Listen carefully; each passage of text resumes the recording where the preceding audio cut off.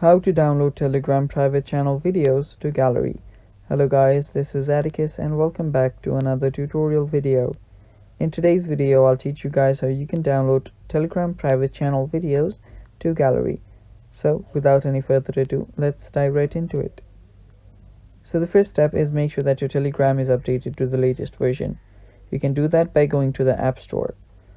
So after you've done that, open Telegram app.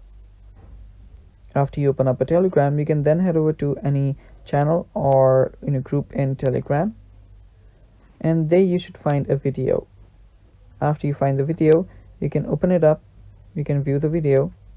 To download this, what you'll need to do is you can long press on it, and there you'll get the save video button.